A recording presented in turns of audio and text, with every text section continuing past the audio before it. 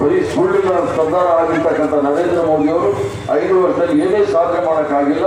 ಅದೇನಾದರೂ ಸಾಧನೆಗಳು ಮಾಡಿದರೆ ತಾವು ತಮ್ಮ ಸ್ಥಳೀಯ ಶಾಸಕರು ರಾಮಲಿಂಗಾರೆಡ್ಡಿ ಅವರು ಮಾಡಿರ್ತಕ್ಕಂಥ ಕೆಲಸಗಳು ನೋಡಿ ಭಾರತೀಯ ಜನತಾ ಪಾರ್ಟಿಯವರು ಬಂದಾಗ ಅವ್ರನ್ನ ಕೇಳಿ, ನೀವೇನು 5 ವರ್ಷದಲ್ಲಿ ಮಾಡಿದ್ದೀರಿ, ಒಂದೇ ವೇದಿಕೆ ಮೇಲೆ ಕಾಂಗ್ರೆಸ್ ಪಕ್ಷದ ಜೊತೆ ಚರ್ಚೆ ಮಾಡಿ, ಇಲ್ಲಾಂದರೆ ನರೇಂದ್ರ ಮೋದಿ ಬೆಂಗಳೂರು ಬರ್ತಾರೆ, ಅವರಲ್ಲಿ ಬೆಂಗಳೂರು ನಗರದ ಪತ್ರಕರ್ತರ ಒಂದು ಸಭೆ ಅದೊಂದು ಮೀಟಿಂಗ್ ಮಾಡಲಿ ಪತ್ರಕರ್ತರ ಜೊತೆ, ಅವ್ರು ಏನೇನು ಮಾಡಿದ್ದಾರೆ ಅಂತ ಹೇಳಿ ನಾನು ರಾಜಕೀಯ ಬಿಟ್ಬಿಡ್ತೇನೆ.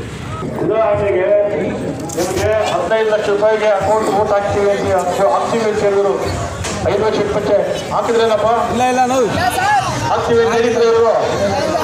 ಬೆಂಗಳೂರು ದಕ್ಷಿಣ ಕ್ಷೇತ್ರದಿಂದ BK ಹರಿಪ್ರಸಾದ್ ಅವರು ಕಾಂಗ್ರೆಸ್ JDS ಅಭ್ಯರ್ಥಿಯಾಗಿ ಸ್ಪರ್ಧಿಸಿದ್ದಾರೆ.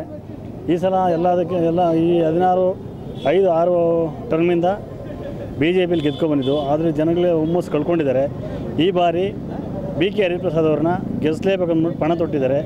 ಅದಕ್ಕಿಂತ ಮುಖ್ಯವಾಗಿ ಈ ನಮ್ಮ ಒಂದು BTM ವಿಧಾನಸಭೆ ಕ್ಷೇತ್ರದ ಶಾಸಕರು ಹಾಗೂ ಮಾಜಿ ಗೃಹ ಮಂತ್ರಿಗಳಾದಂಥ ರಾಮಲಿಂಗಾರೆಡ್ಡಿ ಸಾಹೇಬರು ಒಳ್ಳೆಯ ಕೆಲಸ ಮಾಡಿದ್ದಾರೆ, ಒಳ್ಳೆ ಹಿಡಿತ ಇಟ್ಕೊಂಡಿದ್ದಾರೆ. ಈ ಕ್ಷೇತ್ರದಲ್ಲಿ ಜನಸಂಪರ್ಕ ಚೆನ್ನಾಗಿ ಇಟ್ಕೊಂಡಿದ್ದಾರೆ. ಹಾಗಾಗಿ ಎಲ್ಲರಿಗೂ ಒಂದೇ ಆಗಿದೆ.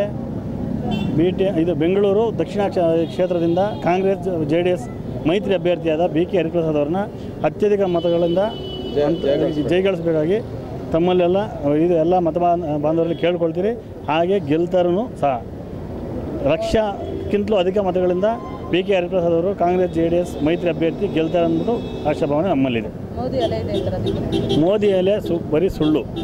ಮೋದಿ ಕೊಟ್ಟಂಥ ಭರವಸೆಗಳು ಒಂದು ಈಡೇರಿಲ್ಲ. ಹೇಳಿದರು ಅವತ್ತು ಆ ದಿನ 15 ಲಕ್ಷ ನಿಮ್ಮ ಅಕೌಂಟ್ಗೆ ಹಾಕ್ತೀನಿ ಅಂತ ಹೇಳಿದರು, ಹಾಕಿಲ್ಲ. ಆಮೇಲೆ ಸ್ವಿಸ್ ಬ್ಯಾಂಕಿನ ಅಮೌಂಟ್ ತರ್ತೀನಿ ಅಂದರೆ ಹಾಕಿಲ್ಲ. ಡಿಮಾನಿಟೇಷನ್ ಮಾಡಿದರು. ಎಲ್ಲ ಬಡಬಗ್ಗರಿಗೆ ತುಂಬಾ ತೊಂದರೆ ಆಯಿತು. ರೈತ ಸಾಲ ಮನ್ನಾ ಮಾಡ್ತೀನಿ ಅಂತಂದರು, ಸಾಲ ಮನ್ನಾ ಮಾಡಿಲ್ಲ. ಆದ್ದರಿಂದ ಜನ ಬೇಸತ್ತಿದ್ದಾರೆ. ಮೋದಿ ಅಲೆ ಅಂತ ಸುಮ್ಮನೆ ಹೇಳ್ತಾರೆ. ಆದರೆ ಇಲ್ಲಿ ಈ ಸಲ ಬೆಂಗಳೂರು ದಕ್ಷಿಣ ಕ್ಷೇತ್ರದಿಂದ BK ಹರಿಪ್ರಸಾದ್ ಅವರು ಗೆಲ್ಲು. 54 ವರ್ಷ ಅಧಿಕಾರ ಮಾಡಿ ಪ್ರತಿಯೊಂದು ಇಂಪ್ರೂವ್ಮೆಂಟ್ ಮಾಡಿ ಆದಮೇಲೆ ಅದನ್ನು ಇಂಪ್ಲಿಮೆಂಟ್ ನಾವು ಮಾಡಿದಿರಿ ಅಂತ ತೋರಿಸ್ತಾ ಇದ್ದಾರೆ. ಏನು ಮಾಡಿಲ್ಲ ಕಾಂಗ್ರೆಸ್ ಸರ್ಕಾರ. 54 ವರ್ಷದ ಅಧಿಕಾರ ನಡೆಸಿದೆ, ಪ್ರತಿಯೊಂದು ಇಂಪ್ಲಿಮೆಂಟ್ ಮಾಡಿದೆ.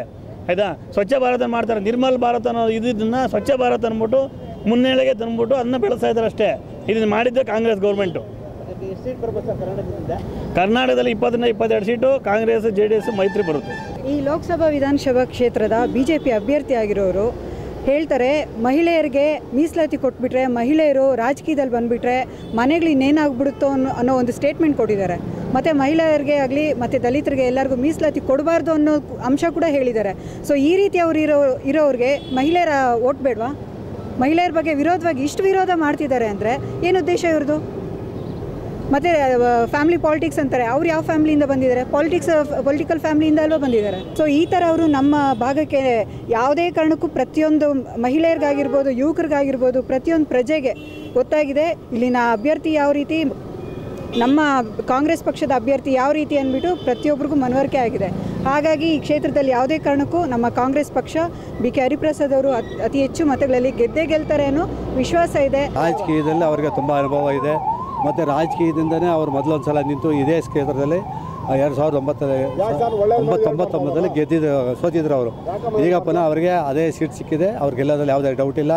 ಮತ್ತು ಈಗ ನಿಂತಿರ್ತಕ್ಕಂಥ ತೇಜಸ್ವಿ ಸೂರ್ಯ ಅವರು ಸ್ಟೂಡೆಂಟ್ ಲೀಡರ್ ಅವರು ಮಾತಾಡೋ ಮಾತುಗಳಲ್ಲಿ ಅವರ ಜನ ವಿರೋಧಿ ನೀತಿ, ಆಮೇಲೆ ನಮ್ಮ ಮಹಿಳಾ ಮೀಸಲಾತಿ, ಮತ್ತು ಅವ್ರು ಮಾತಾಡ್ತಕ್ಕಂಥ ಅಂಬೇಡ್ಕರ್ ವಿರೋಧ ನೀತಿ, ಸಂವಿಧಾನ ವಿರೋಧ ನೀತಿ, ಇವೆಲ್ಲ ನೋಡಿದ್ರೆ ನಮ್ಮ ಬೆಂಗಳೂರು ದಕ್ಷಿಣ ಜನಗಳು ಬಹಳ ಬುದ್ಧಿವಂತರಿದ್ದಾರೆ.